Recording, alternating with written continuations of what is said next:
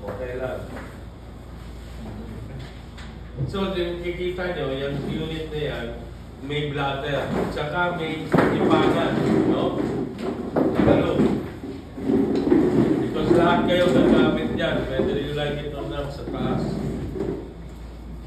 Dalawang beses nyo nga gagamitin yun.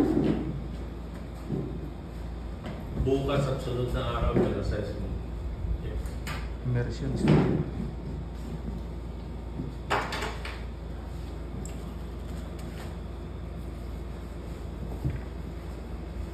So, nakita nyo, upo siya.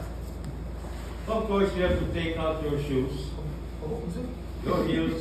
Sige lang, kahit na. Huwag naman. Huwag yung gamit eh. Ay, kalo tayo na.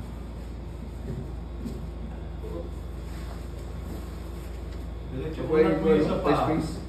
Yung pa. Pasok mo yung legs. Okay, bira.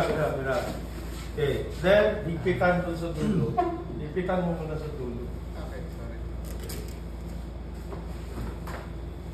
Kasi yan, 80 yan eh. Nakaganon yung daliri nyo eh.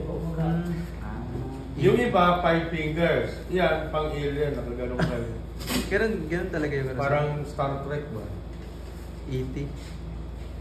Hindi naman. Yan yung mga sinauna na immersion suit. Dahil sumunod niyan is already 5 fingers. Okay?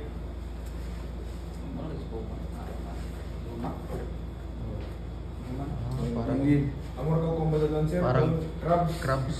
Nakaganon. 3 daliri doon sa isa. Nakaganon kayo. Parang si Mr. Spock kung nanonood kayo ng Star Trek. Spock. Tumayo ka na lang. Pwede na yan pag kayo. Okay, so the last part.